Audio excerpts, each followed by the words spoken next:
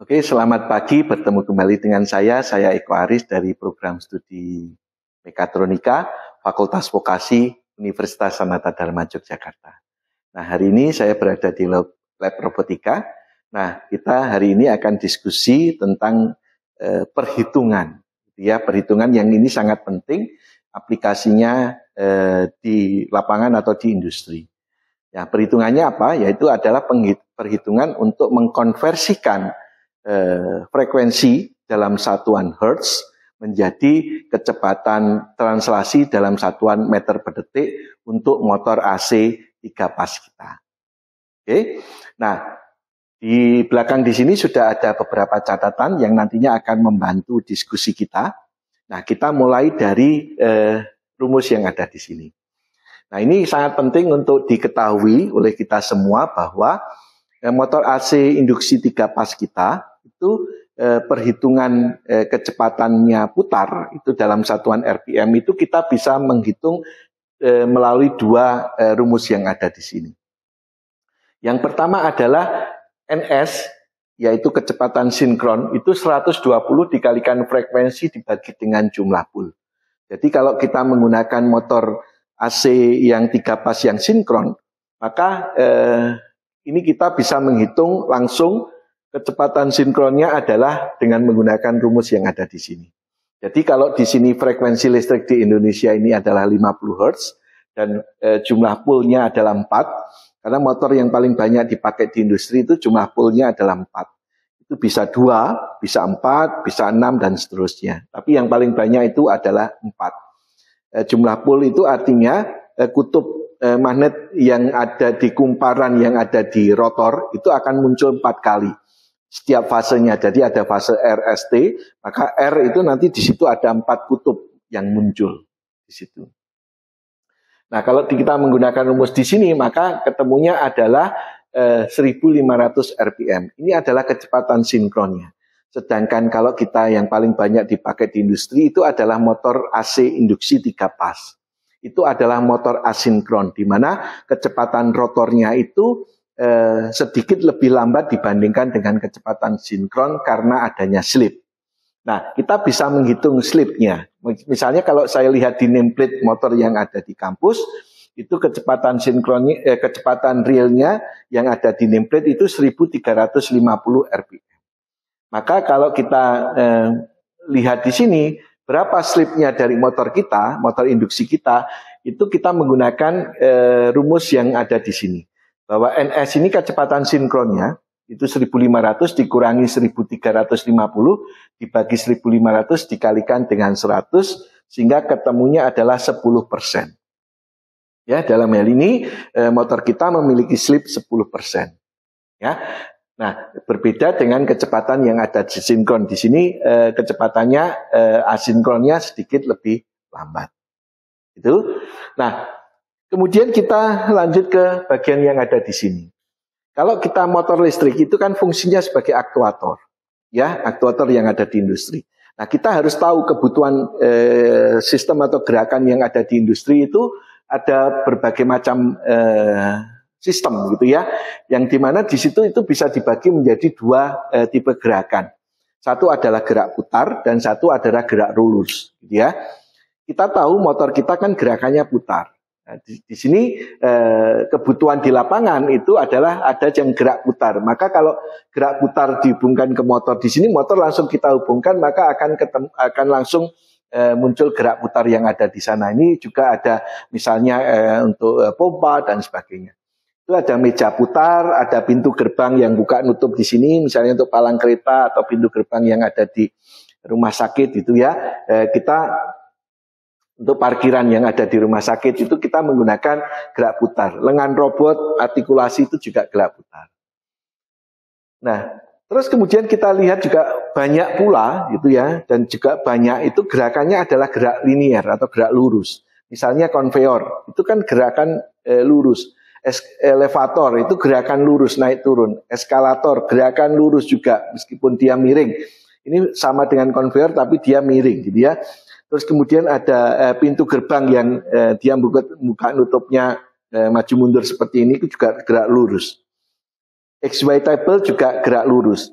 printer juga gerak lurus gitu ya, untuk mengirimkan kertasnya itu adalah gerak lurus. Kemudian roll baja, untuk ngeroll baja itu juga gerak lurus. Kalau kita lihat di sini berarti kan memang kebutuhan yang ada di lapangan itu juga banyak yang gerakan lurus atau gerakan linier. Padahal aktuator kita itu adalah motor AC induksi 3 pas yang paling banyak dipakai itu kan gerak putar. Sedangkan kecepatan putar dari motor AC induksi 3 pas kita itu adalah tergantung dari frekuensi kita. Maka penting untuk kita tahu bagaimana mengkalkulasi frekuensi yang nantinya akan mengatur putaran dari si motor ke gerak lurus dalam satuan meter per detik, ya. Karena nanti konveyor kita berapa kecepatannya, misalnya 1 meter per detik. Nah, berarti frekuensinya harus saya beri berapa di situ, ya, di dalam motor listrik kita. Jadi atau misalnya frekuensi motor kita yang pakai dengan frekuensi yang ada di sini 50 Hz tadi, yang satuannya 1500 RPM itu berapa kecepatan translasinya, kecepatan linearnya. Nah, untuk menghitung itu kita membagi menjadi 2, ya. Jadi untuk merubah gerak putar menjadi gerak lurus tadi untuk sistem konveyor, elevator, ya, konveyor, eskalator, elevator, rack and pinion gitu ya. Terus kemudian sistem roll yang ada di baja, di printer itu menjadi kelompok pertama. Ya, karena nanti kita akan menghitung dengan rumus dengan berbeda. Terus kelompok kedua adalah untuk merubah gerak linear menggunakan lead screw atau ball screw yang banyak dijumpai di mesin CNC kita. Terus kemudian mesin printer 3 dimensi, kemudian mesin milling kita gitu ya. Itu adalah untuk XY table-nya, gitu ya. Untuk XY table itu dia menggunakan ball screw atau lead screw gitu ya, salah satu alternatifnya. Dan itu bagaimana perhitungannya, ya. Kita bisa membagi menjadi 2 kelompok ini, kelompok pertama dan kelompok yang kedua di sini. Nah, untuk fokus rumus kita atau kalkulasi kita hari ini, kita fokus untuk yang kelompok pertama. Jadi nanti bisa digunakan di elevator, di eskalator, menggunakan di konveyor, eskalator, terus kemudian elevator, rack and pinion, dan juga untuk sistem roll gitu ya. Nanti kita bisa mengaplikasikan untuk di sini. Kita lihat yang ada di sini gitu ya. Ini dari frekuensi nanti diubah menjadi kecepatan putar, kemudian diubah menjadi kecepatan translasi. Maka rumusnya adalah V sama dengan 2 kali V kali R dikalikan dengan kecepatan realnya dibagi 1000 dibagi 60. 1000 di sini adalah merubah dari satuan milimeter ke meter. Karena satuannya nanti akhirnya adalah meter per detik. Sedangkan 60 di sini merubah dari satuan RPM, berarti putaran per menit, menjadi putaran per detik, gitu ya, menjadi detik. Maka kalau diameternya itu kita ketemu adalah 200 mili, kita bisa menghitung jari-jarinya itu adalah diameter per 2, yaitu 100 mm.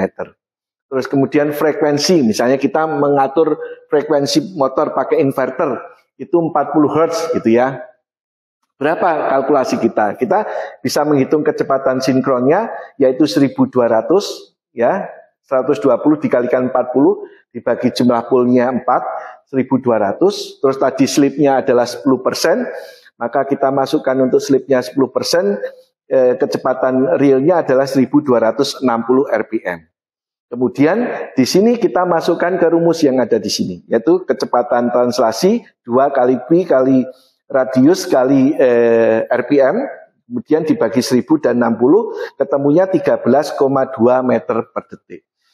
Jadi di sini ya dengan motor dihubungkan dengan belt conveyor, elevator, rack and pinion, roll yang ada di sini, jika frekuensinya yang ada di inverter 40 gitu ya, untuk memutar motor itu ketemu RPM-nya motor 1260 karena ada slip, motor asinkron kita. Dan kalau kita kalkulasi kecepatan belt, kecepatan naik turun lift, kecepatan rack, kecepatan roll di sini adalah 13,2 meter per detik. Nah, sebagai tambahan informasi bagaimana di lapangan kita bekerja gitu ya. Anda lihat di sini 13,2 meter per detik itu adalah kecepatan yang tinggi gitu ya. Akan sangat sulit diimplementasikan untuk elevator, untuk belt conveyor, untuk elevator, rack pinion dan sebagainya. Jadi kalau kecepatannya ini 13 meter per detik, maka itu sangat tinggi. Ya, sangat tinggi. Nah, bagaimana kita bekerja di lapangan yaitu kita akan menyesuaikan gitu ya, akan menyesuaikan kecepatan kebutuhan kecepatan linier. Misalnya untuk lift, untuk eskalator 1 meter per detik gitu ya. Maka apa yang kita lakukan? Kita tidak merubah frekuensi, menurunkan frekuensi, tetapi yang kita lakukan adalah kita memberikan transmisi. Ya, kalau di sini dari 13,2 berarti kebutuhannya 1 meter per detik, maka kita memberikan transmisi roda gigi gitu ya, 1:13 supaya nanti kecepatan translasinya itu sesuai dengan kebutuhan yang ada di lapangan kita, gitu ya. Dengan menggunakan transmisi kita bisa meningkatkan torsi. Nah, kalau kita bisa meningkatkan torsi, maka yang terjadi kita bisa memilih motor yang lebih kecil. Ya, memilih motor yang lebih kecil sehingga cost-nya juga lebih murah gitu ya. Dibandingkan kalau kita mengatur frekuensi maka kita tetap butuh motor yang besar sehingga kita biayanya akan sangat mahal. Oke, begitu diskusi kita hari ini bagaimana mengkonversi dari frekuensi menjadi kecepatan translasi untuk aplikasi belt conveyor, untuk aplikasi elevator, untuk aplikasi rack and pinion, untuk aplikasi roll yang ada di sini. Nah, nanti video berikutnya kita akan mencoba menghitung untuk merubah frekuensi menjadi kecepatan translasi apabila mekanismenya menggunakan ball screw atau lead screw yang banyak dipakai di XY table gitu ya, untuk di mesin 3D printer, di mesin CNC kita. Demikian yang bisa saya sampaikan, semoga bermanfaat. Terima kasih.